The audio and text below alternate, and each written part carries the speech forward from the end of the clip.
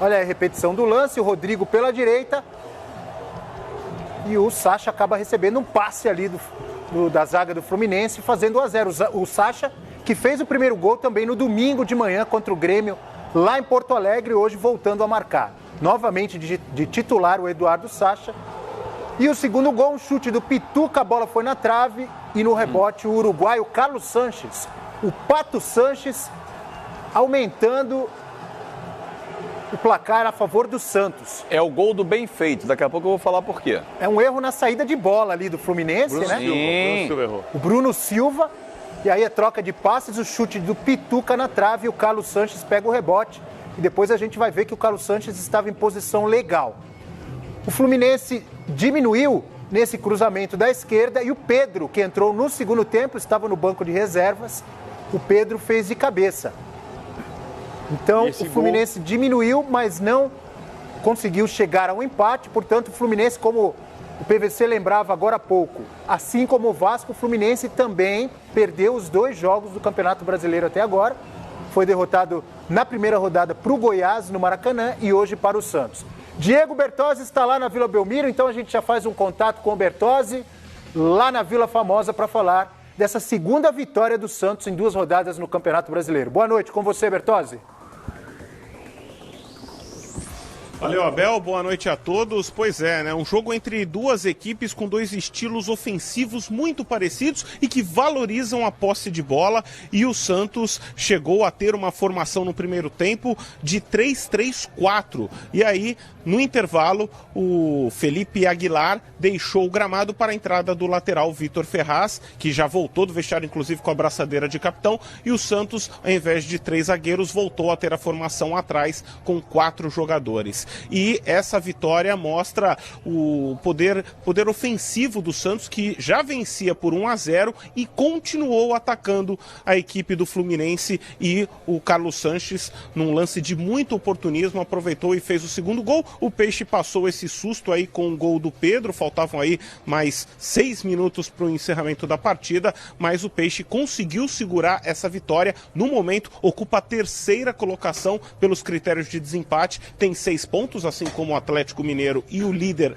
o São Paulo, neste momento, mas nos critérios de desempate o Santos ocupa a 3ª posição e joga agora na próxima rodada contra o CSA lá em Maceió. Na rodada seguinte, o jogo contra o Vasco no Pacaembu. A situação ficou mais complicada para o Fluminense, porque além de ter perdido esses 2 jogos seguidos, enfrenta o Grêmio lá em Porto Alegre na próxima rodada. Daqui a pouquinho, o Jorge Sampaoli, que foi ovacionado pela torcida do Santos ao final aqui da partida, a torcida gritou muito o nome dele na Vila Belmiro.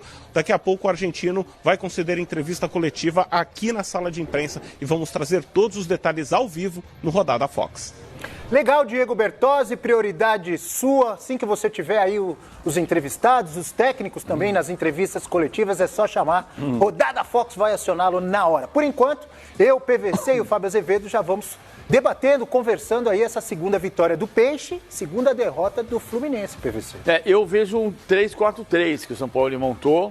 Claro que você tem a movimentação. Quando o Bertozzi fala em 3-3-4, porque ele fazia Aguilar, Lucas Veríssimo, abriu o Lucas Veríssimo bem do lado direito, Gustavo Henrique do lado esquerdo.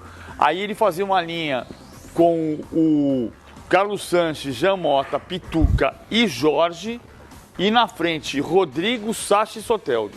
É um 3-4-3. Quando você perde a bola, você pode voltar e fazer uma linha de 5, que não é a prioridade do São Paulo.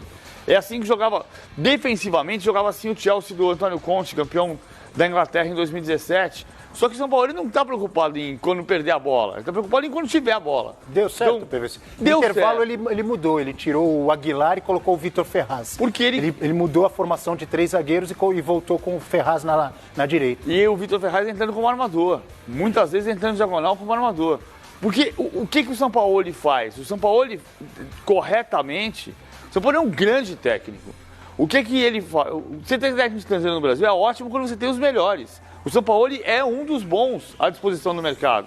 O que o São Paulo faz? Ele olha o adversário e usa a estratégia. Se você com o Lucas Veríssimo por dentro, como lateral aberto, mas como zagueiro aberto pela direita, e com o Rodrigo de ponta, você não tem no Carlos Sanches um lateral de profundidade, para atacar o lado mais frágil do adversário, o Vitor Ferraz faz isso. Então você coloca o Vitor Ferraz. E por que não começou? Porque tem desgaste, porque tem, estrategicamente, o cuidado com o lado do Doni Gonzalez, do Everaldo, onde o Fluminense é perigoso. Quando ele percebe que o Fluminense não está conseguindo jogar e que ele tem a opção de atacar o lado mais frágil, ele põe mais jogadores de frente. Mais jogadores capazes de destruir o sistema defensivo do adversário. Durante muito tempo no Brasil, a gente olhou para a questão tática como se tática fosse defender, proteger. E não, tática é como eu vou conseguir organizar o meu time para ter jogadas e explorar o vacilo do adversário. O São Paulo faz isso de maneira maestral. Fábio, magistral. Curioso também é que no início da temporada o Eduardo Sacha, pelo menos o São Paulo, ele não via com bons olhos. Inclusive o Eduardo Sacha, o que se comentava é que ele seria negociado. Ficou muito tempo sem ser utilizado e agora começa o Campeonato Brasileiro. O Sacha titular nos 2 primeiros jogos, domingo diante do Grêmio em Porto Alegre e hoje na Vila Belmiro com o Fluminense. E nos 2 jogos ele deixando a marca dele. Nesse de puro oportunismo e reflexo, né? Que a bola sobe e logo ele já bate de primeira, matando o Rodolfo. Me parece assim, o São Paulo conhecendo o Sacha, né? Quem é o Eduardo Sacha? Ele não conhecia, nos primeiros treinos não deixou aquela impressão e aí agora sim, com o passar do tempo, vai ganhando a condição. Só um parêntese. O Sacha voltou das férias gordo. Então. E o Sampaoli... O Sampaoli ficou muito bravo com os jogadores que chegaram acima do peso. O Sampaoli olhou pro Sacha e falou assim, não é possível que você seja um jogador profissional. Perfeito. E aí ele foi dar uma chance pro Sacha na 3ª etapa do trabalho. Perfeito. E essa é a avaliação que um treinador tem que fazer. Olhou e cobrar, porque se ele bota o cara gordo em campo, quem vai ser cobrado é o treinador. O clube não vai mandar embora o gordo, né? Seja o Sacha ou qualquer outro jogador, vai mandar embora quem? O treinador, que não conseguiu o resultado, porque aquele gordo dentro de campo atrapalhou. Então, assim, perfeita a avaliação do Sampaoli. Agora, quando eu falei ali, que você estava falando do gol e tal, o gol do bem feito, é porque eu não consigo entender esse discernimento do atleta. Por que o Sampaoli, e é um time bem imprevisível, que hoje jogou bem, semana passada no Rio de Janeiro jogou mal contra o Vasco, ele oscila muito ainda esse time do Santos, mas que está entendendo a filosofia do Sampaoli. Por que essa bola tem que obrigatoriamente o treinador, não quero que rife essa bola, eu quero que saia jogando. Aí faz isso que o Rodolfo fez, joga o Bruno Silva apertado, porque tem que sair curto, e não quebra a bola. Não quebra a bola, coloca o Bruno Silva em perigo, ele perde a bola, o que acontece? Sai a triangulação na frente da área e sai o gol. Mas eu acho que nessa aqui o erro foi do Bruno Silva. Não, mas ele joga o Bruno Silva... Não, peraí, PVC. O Rodrigo tá aproximando dele, me parece que o Vitor Ferraz tem 2 aproximando dele. Quebra essa bola lá e reorganiza o time. Vamos ver de novo, vamos colocar enquanto a gente discute aqui o lance.